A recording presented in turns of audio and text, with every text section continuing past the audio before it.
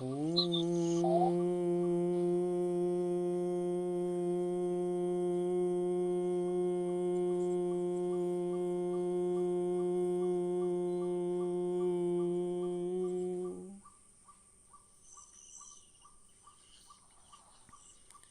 परमोच्च प्रभु चिरंतन सत्य आमे केवल तुमरी आज्ञाबह होई उठू ओ सत्यर विधान को आश्रय करी जीवन धारण करू।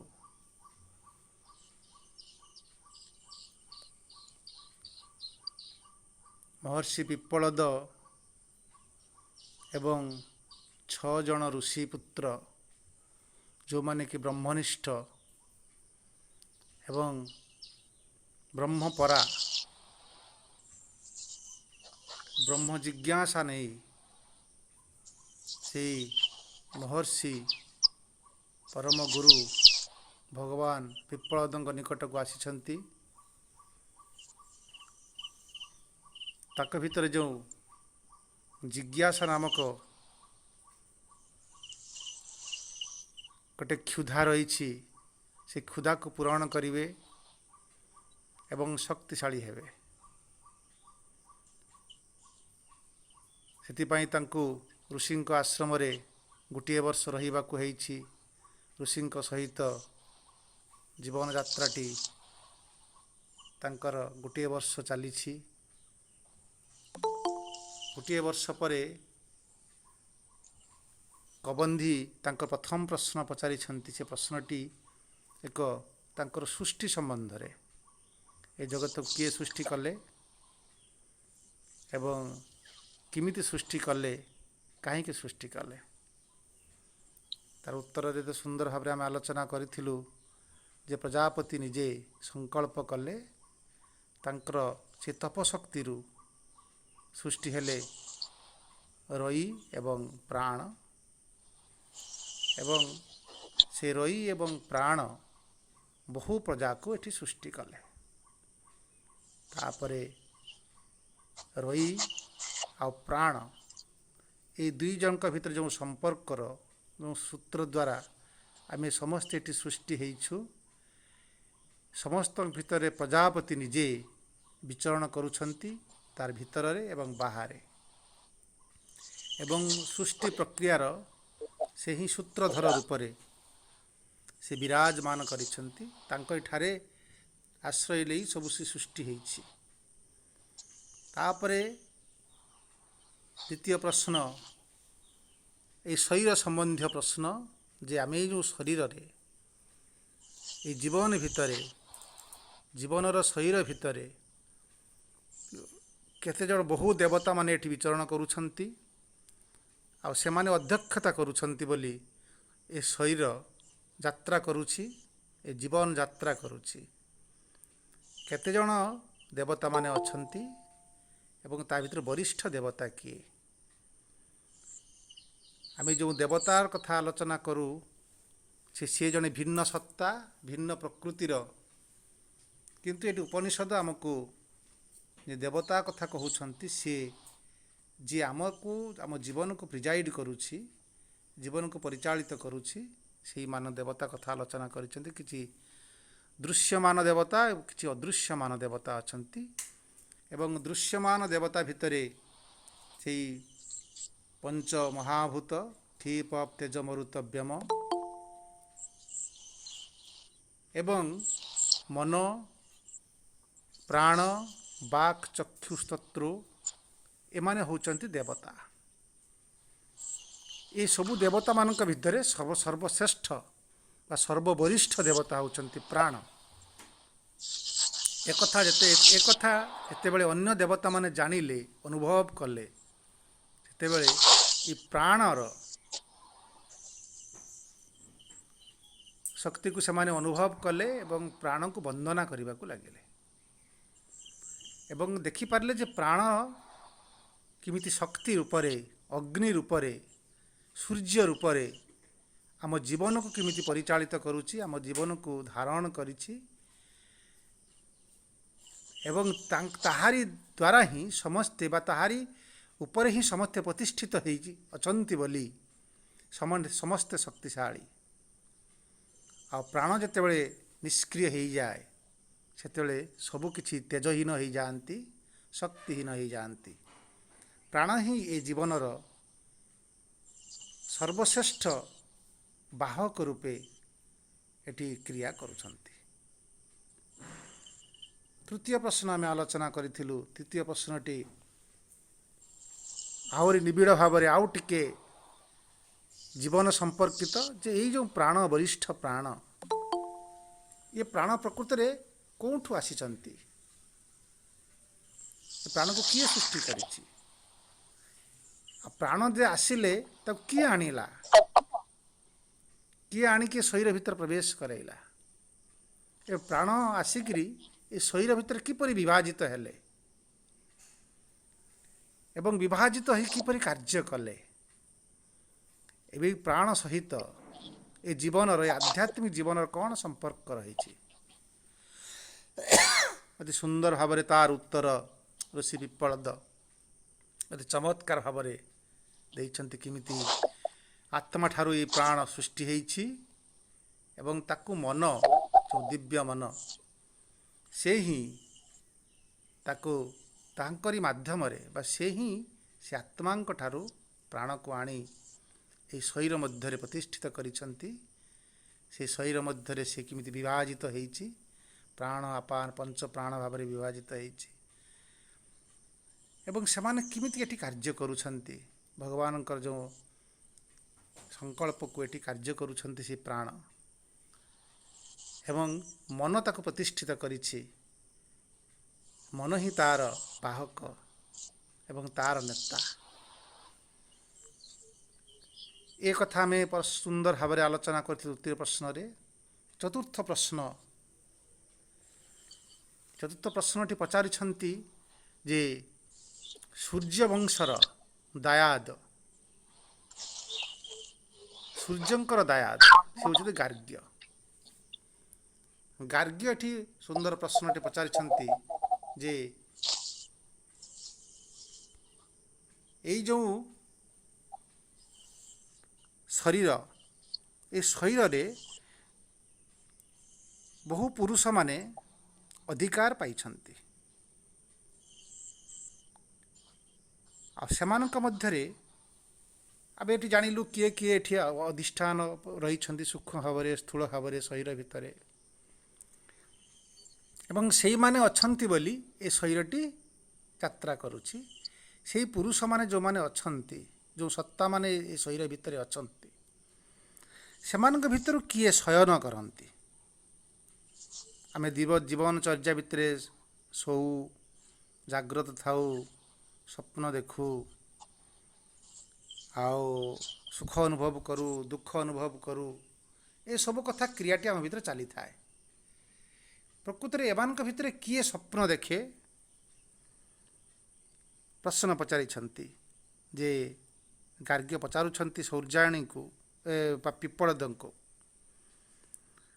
ଯେ କେଉଁମାନେ, କେଉଁ ସତ୍ତାଟି ଆମ ଭିତରେ ଶୋଇଯାଆନ୍ତି, ଶୁଅନ୍ତି, ଆଉ କେଉଁ ସତ୍ତାଟି ଆମ ଭିତରେ ଜାଗ୍ରତ ଥାଆନ୍ତି?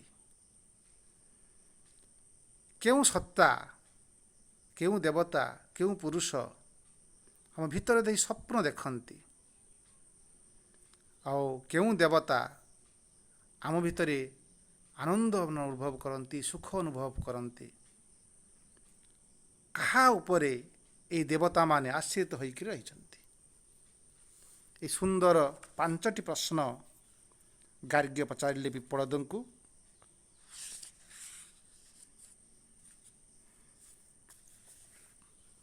ଏବଂ ତାର ଉତ୍ତର ଆମେ এই 5ଟି ଉତ୍ତରରୁ 2ଟି ଉତ୍ତର ଆଲୋଚନା କରିଥିଲୁ। ଯେ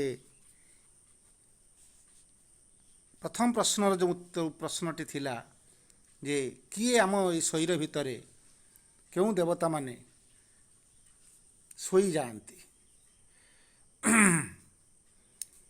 ଶୋଇବା ଏବଂ ଉଠିବା, ଜାଗ୍ରତ ରହିବା, ଏ ଦୁଇଟା ଯେଉଁ ଶବ୍ଦ, ଏ ଦୁଇଟା ଶବ୍ଦ ଗୋଟେ ଆପେକ୍ଷିକ ଶବ୍ଦ। ଯେମିତି ସୂର୍ଯ୍ୟ ଅସ୍ତ ହୁଅନ୍ତି ଏବଂ ସୂର୍ଯ୍ୟ ଉଦୟ ହୁଅନ୍ତି, ଏ ଦୁଇଟା ଯେମିତି ଆପେକ୍ଷିକ ଶବ୍ଦ, ସେମିତି ଶୋଇବା ଏବଂ ଜାଗ୍ରତ ରହିବା ମଧ୍ୟ ଆପେକ୍ଷିକ ଶବ୍ଦ। ଏ ଆପେକ୍ଷିକ ଶବ୍ଦ ହେଲେ ମଧ୍ୟ ଏହାର ଏକ ଆବଶ୍ୟକତା ରହିଛି।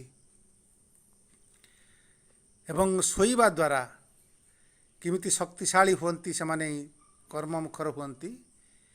ଯେଉଁମାନେ ଶୁଅନ୍ତି ପରବର୍ତ୍ତୀ କାର୍ଯ୍ୟ ପାଇଁ ନିଜକୁ ଶକ୍ତି ସଂଗ୍ରହ କରନ୍ତି ଏବଂ ପୁଣି ଜ୍ୟୋତିର୍ମାନ ହେଇ କାର୍ଯ୍ୟ କରନ୍ତି।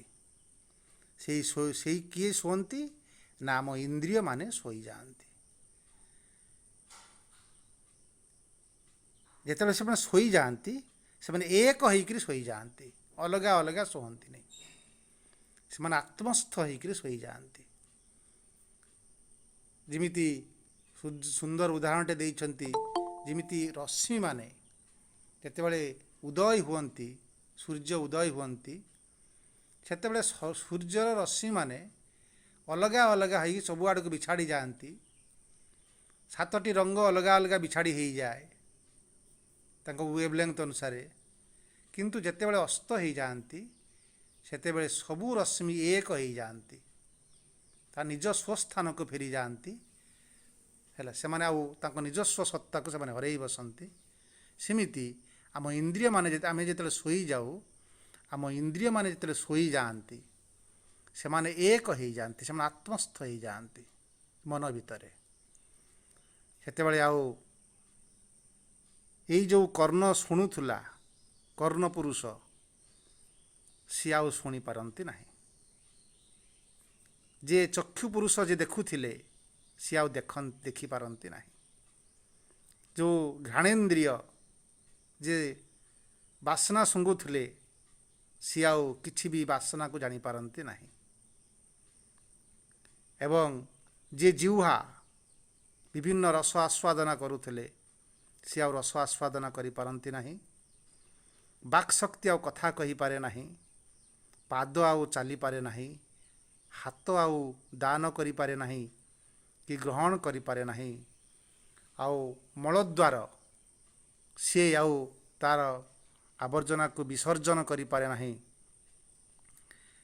ନ ବିସୃଜତେ, ସେମାନେ ତାଙ୍କ ସେମାନେ ଶୋଇଯାଆନ୍ତି, ସେମାନେ ଆଉ କ୍ରିୟା କରନ୍ତି ନାହିଁ। ଏବଂ ସେମାନେ ଏକୀଭୂତ ହେଇଯାଆନ୍ତି, ଅର୍ଥାତ୍ ଶୋଇଯାଆନ୍ତି ଅର୍ଥ ସେମାନେ ଏକୀଭୂତ ହେଇଯାଆନ୍ତି। ଏବଂ ସେମାନେ ତାଙ୍କ ନିଜସ୍ୱ ସ୍ଥିତି, ନିଜସ୍ୱ କ୍ରିୟାରୁ ସେମାନେ ବିଶ୍ରାମ ନିଅନ୍ତି। କିନ୍ତୁ ବିଶ୍ରାମ ନେଲା ପରେ କ'ଣ ଏମାନେ ଶୋଇଗଲା ପରେ ଏ ଜୀବନଟା କ'ଣ ଶୋଇଯାଏ? ସେଇଠୁ ଦ୍ୱିତୀୟ ପ୍ରଶ୍ନର ଉତ୍ତର ସେ ସୁନ୍ଦର ଭାବରେ କହୁଛନ୍ତି, କିଏ ଜାଗ୍ରତ ଥାଆନ୍ତି। ଆମେ ଗୀତା ନିବନ୍ଧମାଳାରେ ବି ଶ୍ରୀ ସୁନ୍ଦର ଭାବରେ କହିଛନ୍ତି ଯେ ଜଗତରେ ଅହରହ ଏକ ଯଜ୍ଞ ଚାଲିଛି। ଏବଂ ଏ ଯଜ୍ଞ ଚାଲିଛି, ଏ ଜଗତର ପ୍ରକୃତି ସେ ନିଜେ ଯଜ୍ଞ କରୁଛନ୍ତି, ଅଧିଷ୍ଠାତ୍ରୀ ହେଇକି ଯଜ୍ଞ କରୁଛନ୍ତି। ଏବଂ ସେ ଯେଉଁ ଅମରତ୍ୱ ଭିତରୁ ଆସିଥିଲେ ସେ ଅମରତ୍ୱ ଆଡ଼କୁ ଯାତ୍ରା କରିବା ପାଇଁ ତାଙ୍କର ଅହରହ ଯଜ୍ଞ ଚାଲିଛି। ସେମିତି ଆମ ଜୀବନ ଭିତରେ ମଧ୍ୟ ଏକ ଯଜ୍ଞ ଚାଲିଛି। ଏବଂ ସେ ଯଜ୍ଞ ଚାଲିଥିଲା ବେଳେ ଏ ଯଜ୍ଞର ଯେଉଁ କାରକ ସେ ହେଉଛି ଅଗ୍ନି, ସେ ହେଉଛି ପ୍ରାଣ ଅଗ୍ନି। ସେ ସଦା ସର୍ବଦା ଜାଗ୍ରତ ଥାଇକରି ଯଜ୍ଞ କରୁଛନ୍ତି। ଏବଂ ସେଇ ଅଗ୍ନି ଯଜ୍ଞର ପୁରୋହିତ। ସେ ଯଜ୍ଞ ସେ ଅଗ୍ନି କେମିତି ମଣିଷକୁ ଊର୍ଦ୍ଧ୍ୱଗାମୀ କରାଉଛି ସେ ସମ୍ପର୍କରେ ସୁନ୍ଦର ଭାବରେ କହିଛନ୍ତି ଯେ ଆମ ଭିତରେ ଯେଉଁ ପ୍ରାଣ ପୁରୁଷମାନେ ଅଛନ୍ତି, ବିଭିନ୍ନ ପ୍ରାଣ, ପଞ୍ଚ ଅଗ୍ନି ରୂପରେ ସେମାନେ ଅହରହ ଯଜ୍ଞ ଆହୁତି ପ୍ରଦାନ କରିକରି ଊର୍ଦ୍ଧ୍ୱଗାମୀ କରାଉଛନ୍ତି। ସେହି ପ୍ରାଣାଗ୍ନୟ ସେ ହିଁ ଜାଗ୍ରତ ଥାନ୍ତି। ଏହି ପଞ୍ଚ ପ୍ରାଣ ଭିତରେ ଯେଉଁ ଅପାନ ପ୍ରାଣ ଯେ ତଳେ ରହିକରି ସେ ଜାଗ୍ରତ ଅଛନ୍ତି, ଶରୀରର ତଳେ, ନାଭି ତଳେ, ସିଏ ହେଉଛନ୍ତି ଅପାନ। ସେ ଅପାନ ପାଖରେ ରହିଛନ୍ତି କିଏ ନା ଗାହ୍ୟପତ୍ୟ ଅଗ୍ନି, household fire Sri Aurobindo କହୁଛନ୍ତି। ଆଉ ସେ ହିଁ ଜୀବନର ମୂଳ ଅଗ୍ନି। ସେଇ ହାଉସ୍ ହୋଲ୍ଡ ଫାୟାର ତାକୁ ସୁନ୍ଦର ଭାବରେ ଋଷିମାନେ ବର୍ଣ୍ଣନା କରିଛନ୍ତି ଯେ ପ୍ରତ୍ୟେକ ଘରେ ସେଇ ଗାର୍ହପତ୍ୟ ଅଗ୍ନିଟି ହିଁ ଜଳୁଥାଏ ଏବଂ ପୂଜା ବେଳେ ଗୋଟେ ଆମେ ଯେମିତି ଗୋଟେ ଦୀପଟେ ଜଳେଇକିରି ପ୍ରଥମରୁ ଶେଷ ପର୍ଯ୍ୟନ୍ତ ଅଖଣ୍ଡ ଦୀପ ଜାଳୁଥାଉ ଏବଂ ସେ ଅଖଣ୍ଡ ଦୀପ ହିଁ ଜଳୁଛି ବୋଲି ସେଠି ପ୍ରାଣ ସର୍ଜନା ହେଉଛି। ସେଇ ଅଖଣ୍ଡ ଦୀପର ଜ୍ୟୋତି ବା ଅଗ୍ନି ହେଉଛନ୍ତି ଗାର୍ହପତ୍ୟ ଅଗ୍ନି। ଅନେକ ଘରେ ଘରେ ସବୁବେଳେ ଅଖଣ୍ଡ ଦୀପ ଜଳୁଛି, ସେଇଟା ଯେ ଗାର୍ହପତ୍ୟ ଅଗ୍ନି। ସେଇ ଅଗ୍ନିରୁ ଉତ୍ତାପ ନେଇ ବା ନିଆଁ ନେଇକରି ଯଜ୍ଞ କରାଯାଏ। ଆଉ ସେ ଅଗ୍ନି ହେଉଛି ସଂକଳ୍ପ ଅଗ୍ନି। କାଠ ଭିତରେ ମଧ୍ୟ ଅଗ୍ନି ରହିଛି, ସେଇଟା ବି ଗୋଟେ ଗାର୍ହପତ୍ୟ ଅଗ୍ନି। ଦୁଇଟା କାଠକୁ ଘଷିଲେ ଅଗ୍ନି ବାହାରେ, ସେ ଅଗ୍ନିଟି ଜୀବନ୍ତ ହେଇକି ରହିଛି ଏବଂ ସେ ହିଁ ଖାଦ୍ୟ ପଚନ କରୁଛି। ଏନାବୋଲିଜିମ୍ କାଟାବୋଲିଜିମ୍ ସବୁ କଥା କ୍ରିୟା କରୁଛି, ସେ ହେଉଛି ଗାର୍ହପତ୍ୟ ଅଗ୍ନି। ଏବଂ ସେ ଆପନ ବା ତଳେ ହିଁ ରହିଛି, ଆପାନ ବାୟୁ ପାଖରେ ରହିଛନ୍ତି। ଆଉ ବ୍ୟାନ ବାୟୁ ପାଖରେ ରହିଛନ୍ତି, ଯେ ସର୍ବତ୍ର ବିଚରଣ କରିଛନ୍ତି, ସେ ହେଉଛି ଅନ୍ୟାହାର୍ଯ୍ୟ ପଚନ ଅଗ୍ନି ବା ତାକୁ ଦକ୍ଷିଣ ଅଗ୍ନି ବୋଲି ମଧ୍ୟ କୁହାଯାଏ।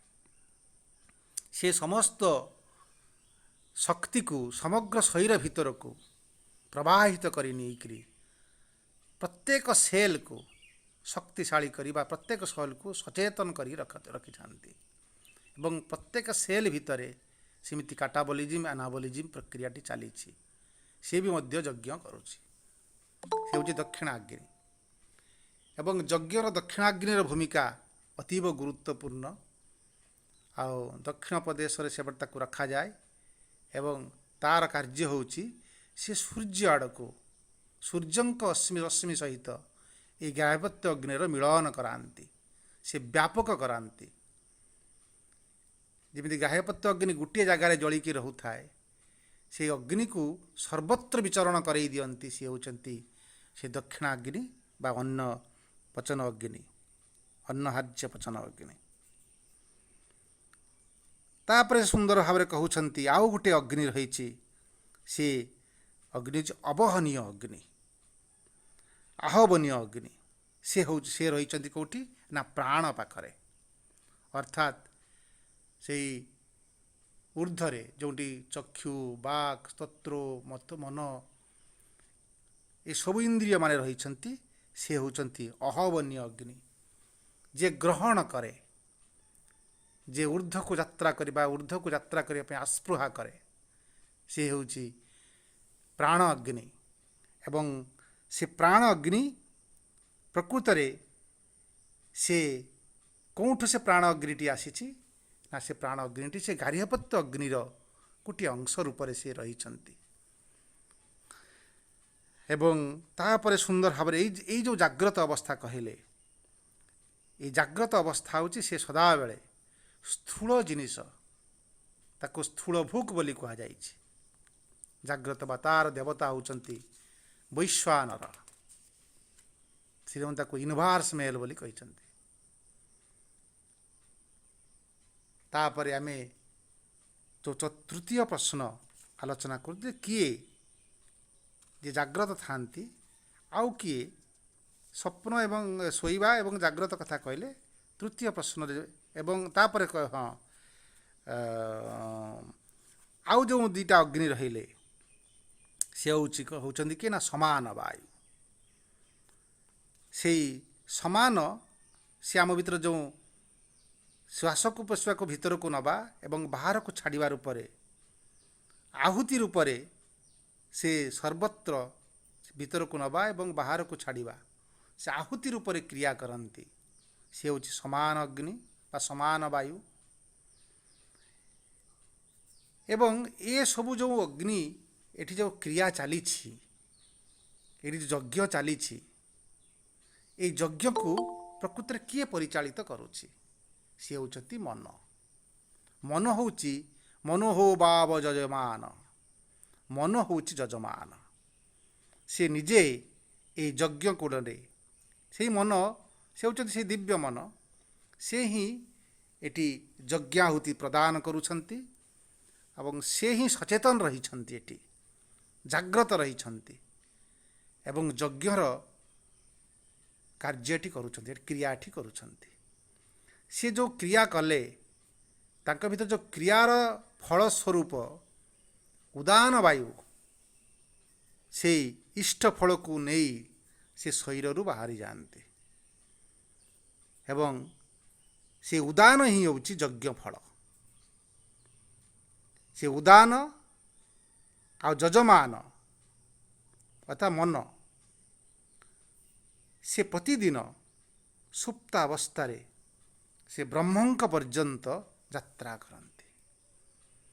ସେ ମନକୁ ନେଇ ବା ମନ ଯେଉଁ ସଂକଳ୍ପ କରି ଏହି ଶରୀର ଭିତରେ ଏହି ପ୍ରାଣକୁ ପ୍ରତିଷ୍ଠା କରି ସେ ଯଜ୍ଞ କରୁଛି ଏବଂ ଅମରତ୍ୱ ସହିତ ସମ୍ପର୍କ ବା ଅମରତ୍ୱକୁ ଯାତ୍ରା କରୁଛି, ସେ ଉଦାନ ବାୟୁ ବାଟେ, ଉଦାନ ବାୟୁ ଦ୍ୱାରା ସେ ସେହି ପରମଙ୍କ ସହିତ ପରମଙ୍କ ଆଡ଼କୁ ଯାତ୍ରା କରନ୍ତି। ତାପରେ ଯେଉଁ ତୃତୀୟ ପ୍ରଶ୍ନ ଆମେ ଆଲୋଚନା କରିଥିଲେ, ଆଜି ଆଲୋଚନା କରିବା ଯେ କିଏ ୟା ଭିତରେ ସ୍ୱପ୍ନ ଦେଖନ୍ତି।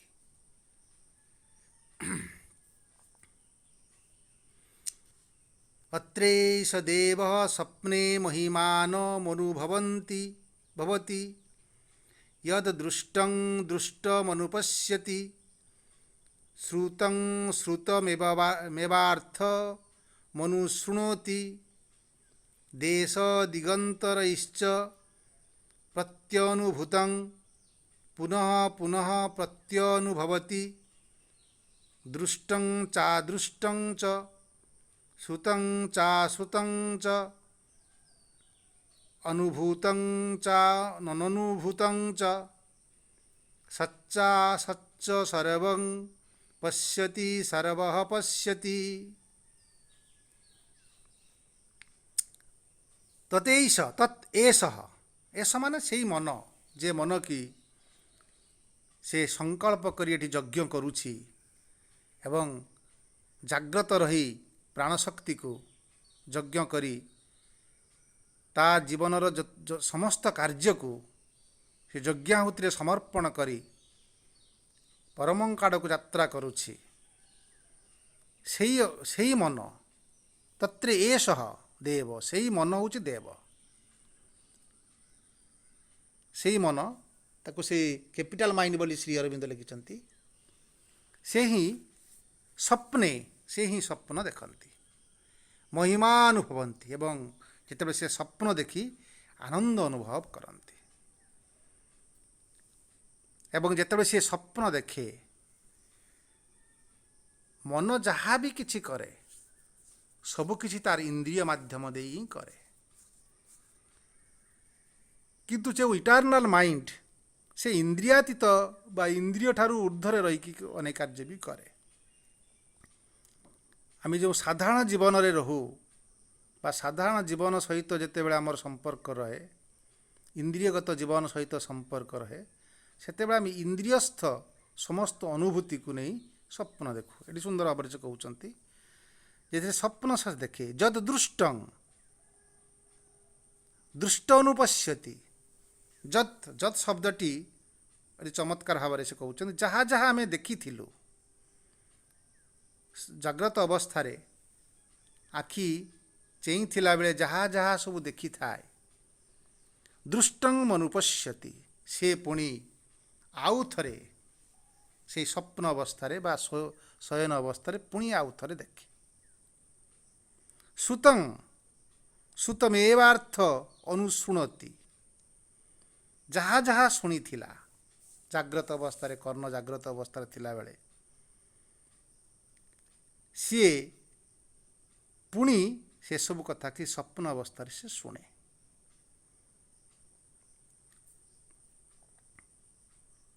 ଅନୁଶୃଣୋତି, ସମସ୍ତ ଇନ୍ଦ୍ରିୟମାନେ ସେ ପୁନଃ ପୁନଃ ବାରମ୍ବାର ସେଇ ଶୋଇବା ଅବସ୍ଥାରେ ସ୍ୱପ୍ନରେ ମଧ୍ୟ ସେଇ କଥା ଦେଖନ୍ତି। ଦେଶ ଦିଗନ୍ତରୈଶ୍ଚ प्रत्यानुभूतं पुनः पुनः प्रत्यानुभवति। आमे जो इंद्रिय माने दिग दिगंत व्यापी जो जो अनुभव सब से नौथिले अनुभूतम प्रत्यानुभूतम जहाँ जहाँ से चिंता करुला जहाँ जहाँ भावुले जहाँ जहाँ जानुले विभिन्न स्थान को यात्रा करी सेटा को पुनः से माने प्रत्यानुभवंती पुनः पुनः बारंबार से स्वप्न अवस्था ताको अनुभव करती ताको आउ थरे से माने से एक्सपीरियंस नियंती। अतः आम स्मृति रे आम चित्त रे जहाँ जहाँ आम देखिलु जहाँ जहाँ शुणिलु जहाँ जहाँ आम अभिज्ञता सब नहीं अनुभव करूँ जहाँ जहाँ जानिलु से सबू स्टोर होगी थाए सेतेबेले से सोई जाए से स्वप्न अवस्था रे जिमिति सुंदर भाव कहते मन गोटे परदा भली सिनेमार जो परदा से परदा भली सी ता ऊपर से प्रोजेक्ट करे अर्थात सी पुणी आउ थे जहाँ जहाँ रेकर्डिंग कर रखी ताकू पुणी से मनर परदा ऊपर से पकाए पुणी आउ थे ताकू देखे आउ थे शुणे आउ थे अनुभव करे। एक कथा परे आउ गोटे सुंदर भाव कहते दृष्टं चा अदृष्टं च जहाँ देखी ताकू आउ थे देखे चा अदृष्टं च किंतु इंद्रियगत भाव जहाँ देखी नथिला ताकू भी से देखे। एटा सूक्ष्म दृष्टि कथा से अनुभव करुचंती। श्रुतं चा अश्रुतं च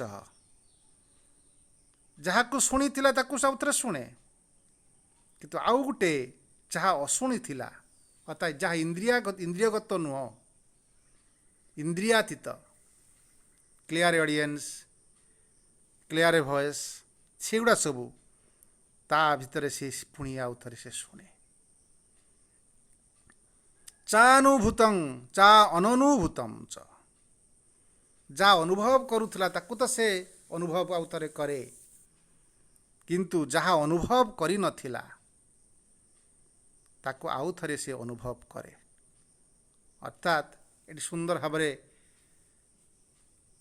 आउ गोटे स्तर को से स्वप्नर आउ गोटे भूमि जोटा को सचेतन मन आम श्रीनंद एजुकेशन बही लिखिं जे आम भीतर दीटा स्मृति रही गोटे जीवन यात्रा भितर जो जो अभिज्ञता नहीं दिन जाक पाठ पढ़े देखे शुणे लेखे चित्रांकन करे संगीत गाए जहाँ जहाँ अनुभव करे ताकू तो से स्वप्न देखे सेटा सक्रिय स्मृति द्वारा स्टोर होगी थाए ताकू देखे आउ किछि निष्क्रिय स्मृति रे थाए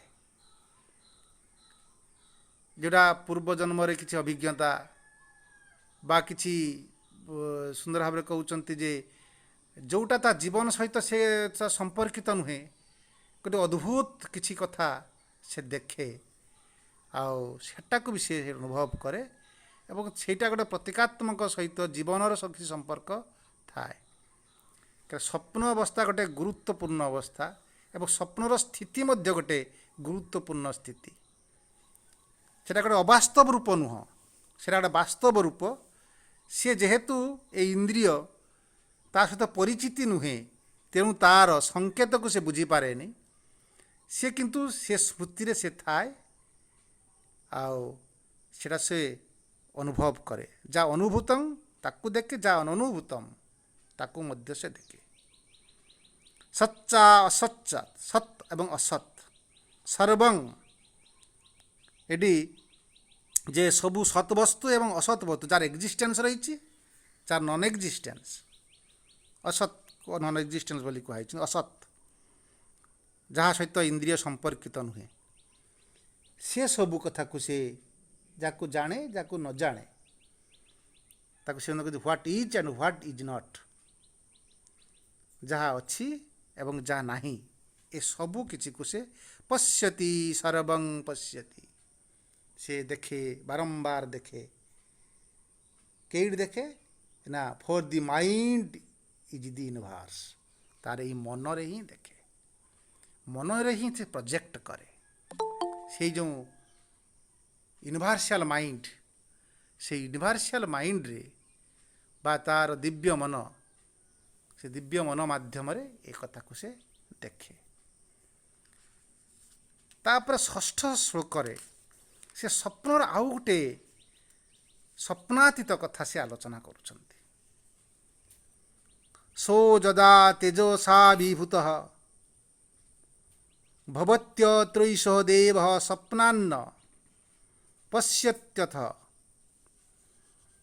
तदैतत् अस्मिन् शरीरे एतत् सुखं भवति। से सुंदर भाव कहते स ये स अर्थ से ही मन दैट माइंड एवं से आलोकित मन से तेजसा विभूत जिते बेले तेज सहित जिते बेले एकात्म हो जाती तेज सहित एकात्म अर्थ ये स्वप्न अवस्थार जो आम मांडुक्य उपनिषद पढ़ी पारिबा जे जेमिति जाग्रत अवस्था तांकर देवता होउछंती से होउछंती वैश्वानर विश्व सहित संपर्कित व्यापक से ता सहित तार संपर्कित था सेमिति स्वप्न अवस्था जो देवता रोचंती से नाम हूँ तैजस अच्छा से तेज आलोकित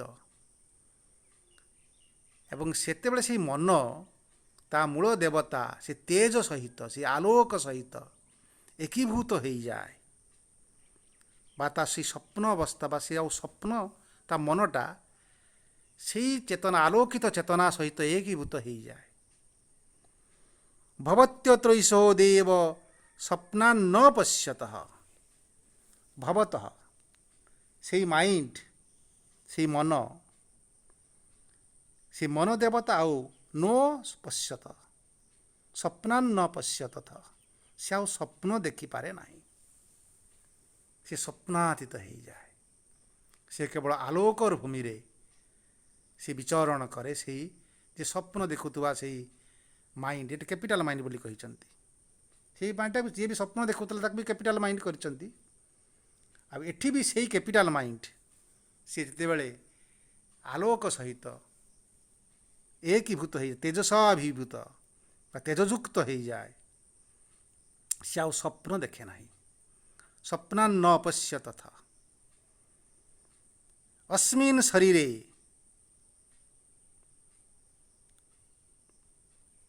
एतस्मिन् शरीरे एतत् सुखं भवति सेतेबेले तार जीवन सुखमय हो जाए ता शरीर मध्य से सुख अनुभव करे आनंद अनुभव करे।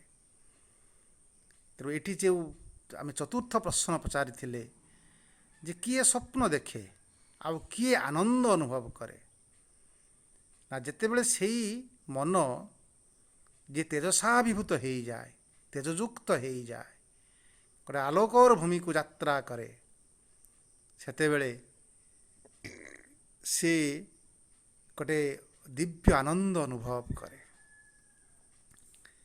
एवं सी अन्य राज्य रे विचरण करे सेतेबेले से परम सुख लाभ करे अर्थात से आ स्वप्न अवस्था न रही सुसुप्ति अवस्था को चली जाए आ सुसुप्ति अवस्था हूँ आनंद भूक स्वप्न अवस्था जमी सूक्ष्म भूक से सूक्ष्म अनेक जिनिस से देखे अनेक जिनिस से शुणे सेमिति सुसुप्ति अवस्था असीम आनंद को से अनुभव करे ताको आनंद भूक बोली तैत्तिरीय आमर मांडुक्य उपनिषद सुंदर भाव में कहते जमी जाग्रत अवस्था हूँ स्थूल भूक स्थूल को से खाए स्थूलता हूँ तार खाद्य से स्वप्न अवस्था हूँ सूक्ष्म भूक सूक्ष्मतार जिनिस को से अनुभव करे तार खाद्य सेटा सेमिति आनंद अवस्था बा सुसुप्ति अवस्था आनंद भूक से आनंद हूँ तार खाद्य से आनंद को से निज भितर प्राप्त करे एवं परम आनंद लाभ करे। आज यही जो चारोटी प्रश्न आम पुंखानुपुंख आलोचना कलु यही कथा को नहीं आम परस्पर आलोचना करिपरिबा। रब भाई आलोचना आरंभ करंतु। रब भाई समस्त नमस्कार।